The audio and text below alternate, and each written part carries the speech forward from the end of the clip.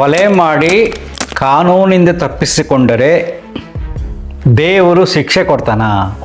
ದೇವರು ಖಂಡಿತವಾಗಿ ಶಿಕ್ಷೆಯನ್ನು ಕೊಡುವುದಿಲ್ಲ. ಇನ್ನೊಬ್ಬರಿದ್ದಾರೆ, ಅವರು ಖಂಡಿತ ಶಿಕ್ಷೆ ಕೊಡ್ತಾರೆ ನಿಮಗೆ.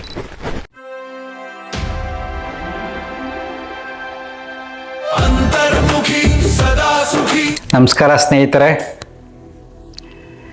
ನನಗೆ ಪದೇ ಪದೇ ಪ್ರಶ್ನೆ ಕೇಳ್ತಾ ಇರ್ತಾರೆ,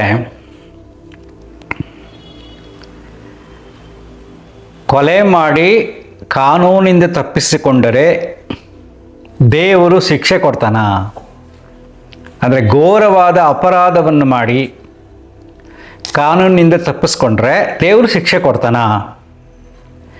ನಾವು ಮಾಡುವ ಎಲ್ಲ ಪಾಪ ಕರ್ಮಗಳಿಗೂ ದೇವರು ಶಿಕ್ಷೆ ಕೊಡ್ತಾನ ಅಂತ ತುಂಬ ಜನ ಪ್ರಶ್ನೆ ಕೇಳ್ತಾ ಇರ್ತಾರೆ. ನೋಡ್ರಪ್ಪ, ದೇವರು ಖಂಡಿತವಾಗಿ ಶಿಕ್ಷೆಯನ್ನು ಕೊಡುವುದಿಲ್ಲ. ಯಾಕೆ ಅಂತ ಆಮೇಲೆ ಎಕ್ಸ್ಪ್ಲೇನ್ ಮಾಡ್ತೀನಿ. ಆದರೆ ಇನ್ನೊಬ್ಬರಿದ್ದಾರೆ, ಅವರು ಖಂಡಿತ ಶಿಕ್ಷೆ ಕೊಡ್ತಾರೆ ನಿಮಗೆ.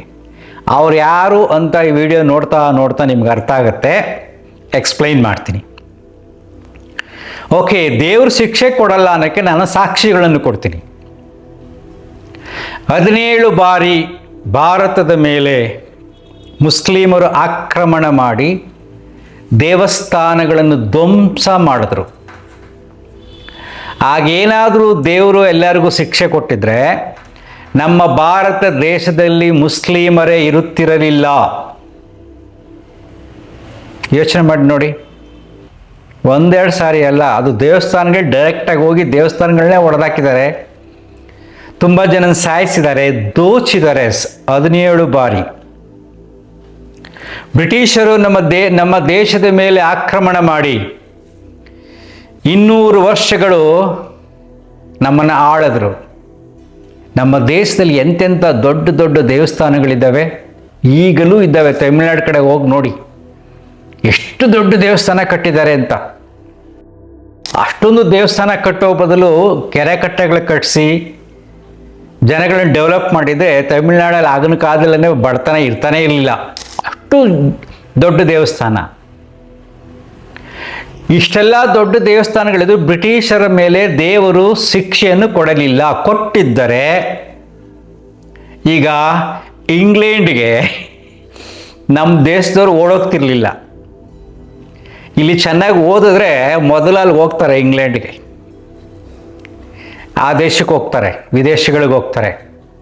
ಅವರ ಆಕ್ರಮಣಗಳಿಗೆ ನಮ್ಮ ದೇವರು ಶಿಕ್ಷೆ ಕೊಡಲಿಲ್ಲ.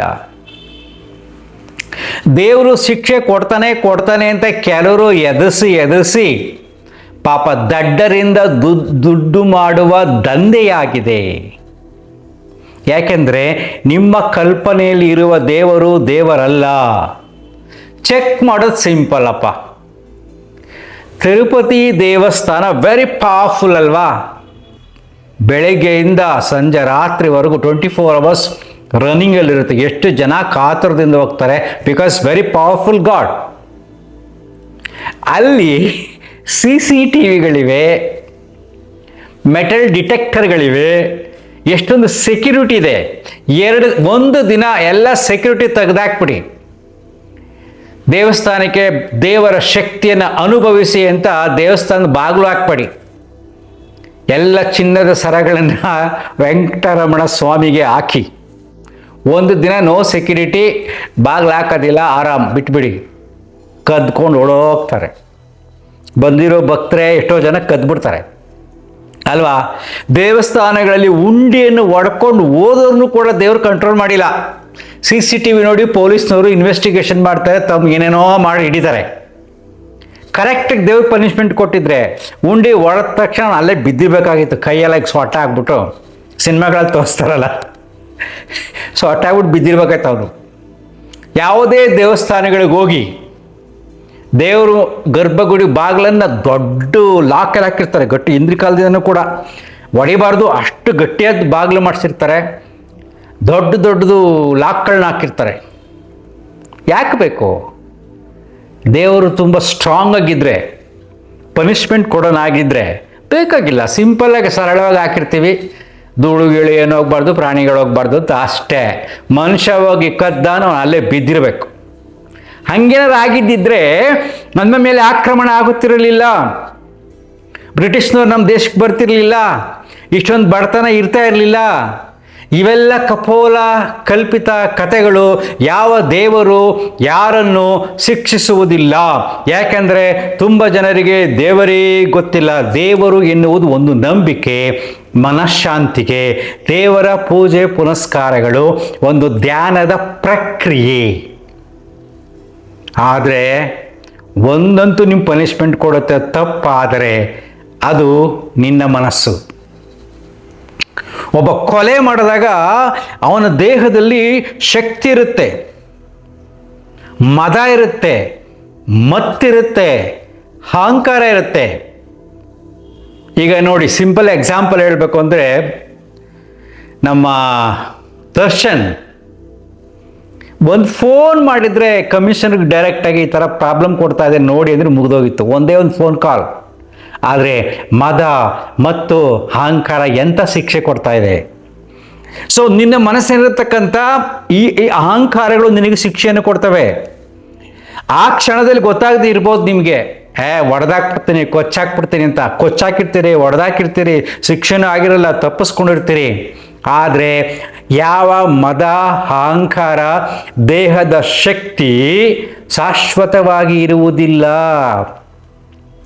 ದೇಹ ವೀಕ್ ಆಗ್ತಾ ಹೋಗುತ್ತೆ, ಅಹಂಕಾರಗಳು ವೀಕ್ ಆಗ್ತಾ ಹೋಗುತ್ತೆ, ಆ ಕಾಯಿಲೆಗಳು ಜಾಸ್ತಿ ಬರ್ತಾ ಇರ್ತವೆ. ಆಗ ನೀನು ಮಾಡಿದ ತಪ್ಪಿನ ಅರಿವಾಗಿ ಬಳಲ್ತೀಯ ನೀನು. ಅದು ನರಕ, ಅದು ಶಿಕ್ಷೆ. ಯಾವುದು ಶಿಕ್ಷೆ?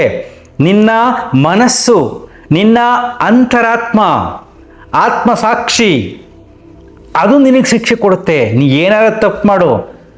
ಶಕ್ತಿ ಇದ್ದಾಗ, ಯಾವ ಶಕ್ತಿ? ದೇಹ ಶಕ್ತಿ, ಮನಸ್ಸಿನ ಅಹಂಕಾರ ಮದವಿದ್ದಾಗ ನಿನಗೆ ಗೊತ್ತಾಗೋದಿಲ್ಲ ಅದು.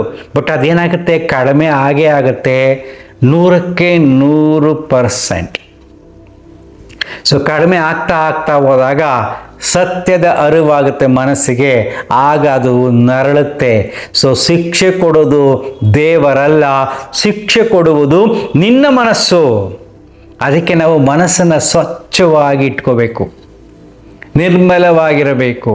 ಆ ಮನಸ್ಸಿನಲ್ಲಿ ಎಷ್ಟು ಪ್ರೀತಿಸ್ತೀಯೋ ನೀನು, ಸಾಯಬೇಕಾದ್ರೆ ಆ ಪ್ರೀತಿ ಉಳ್ಕೊಂಡಿರುತ್ತೆ. ಎಷ್ಟು ನೀನು ಗೌರವಿಸ್ತೀಯೋ, ಎಷ್ಟು ನೀನು ಕ್ಷಮಿಸ್ತೀಯೋ, ಎಷ್ಟು ಆನಂದವಾಗಿರ್ತೀಯೋ, ಸಾಯುವಾಗ ಆ ಆನಂದದ ನೆನಪು, ಪ್ರೀತಿಯ ನೆನಪು, ಎಷ್ಟು ಜನಕ್ಕೆ ನೀನು ಸಹಾಯ ಮಾಡಿದೆ, ಎಷ್ಟು ಜನ ನಿನ್ನಿಂದ ಬದುಕಿದ್ರು, ಎಷ್ಟು ಜನ ಆನಂದವಾಗಿದ್ದಾರೆ ಅಂತಕ್ಕಂಥ ನೆನಪು ಬಂದಾಗ ಸಾಯಬೇಕಾದ್ರೂ ಮುಗುಳ್ನಗೆಯಿಂದ ಈ ಸೃಷ್ಟಿಯಲ್ಲಿ ನೀನು ಲೀನವಾಗ್ತೀಯ. ಅದೇ ನೀನು ಮಾಡಬಾರ್ದೆಲ್ಲ ಮಾಡಿ ಅನುಭವಿಸಿದ್ರೆ ರೋಗ ಬಂದು ಆ ನೋವಿನಲ್ಲಿ ರೋಗ ಜಾಸ್ತಿ ಆಗುತ್ತೆ. ಅದಾಗ ನೀನು ದೇಹ ಬಿಡಬೇಕಾಗತ್ತೆ. ಸೊ ನೆನಪಿಟ್ಕೊಳ್ಳಿ, ದೇವರು ಖಂಡಿತ ಶಿಕ್ಷೆ ಕೊಡುವುದಿಲ್ಲ. ಸಾಕ್ಷಿ CCTV, ಮೆಟಲ್ ಡಿಟೆಕ್ಟರ್ ಅವೆಲ್ಲ ತೆಗೆದಾಕ್ಬಿಟ್ರೆ ಎಷ್ಟು ಬಾಂಬ್ ಹಾಕ್ತಾರೋ, ಟೆರರಿಸ್ಟ್ಗಳು ಎಷ್ಟು ಜನ ನುಗ್ತಾರೋ ದೇವಸ್ಥಾನಗಳಿಗೆ, ನುಗ್ದವ್ರಿಗೆಲ್ಲ ದೇವರು ಅಲ್ಲೇ ಬಿದ್ದೋಗಂಗೆ ಮಾಡಿದ್ದಿದ್ರೆ ದೇವರು ಪನಿಷ್ಮೆಂಟ್ ಕೊಡ್ತಾನೆ ಅಂತ. ನಿಮ್ಮ ನಂಬಿಕೆಯ ದೇವರು ದೇವರಲ್ಲ. ನಿಮ್ಮ ಇರುವಿಕೆಗೆ ಕಾರಣವಾದ ಪ್ರಕೃತಿ ಶಕ್ತಿ, ಗಾಳಿ, ನೀರು, ಬೆಳಕು, ಭೂಮಿ, ಆಕಾಶ ತತ್ವವೇ ದೇವರು. ಇದನ್ನು ಮೀರಿರ್ತಕ್ಕಂಥ ಅದ್ಭುತವಾದ ದೇವರು ನಿನ್ನ ಮನಸ್ಸು. ಆ ಮನಸ್ಸನ್ನು ಅರ್ಥ ಮಾಡ್ಕೋ, ಮನಸ್ಸನ್ನು ಖಾಲಿ ಮಾಡು, ಆನಂದವಾಗಿ ಎಲ್ಲರ ಜೊತೆಯಲ್ಲಿ ನಗ್ನಗ್ತಾ ಬಾಳು. ಇದೇ ಸೃಷ್ಟಿಯ ನಿಯಮ. ಅಂತರ್ಮುಖಿ, ಸದಾ ಸುಖಿ. Thank you.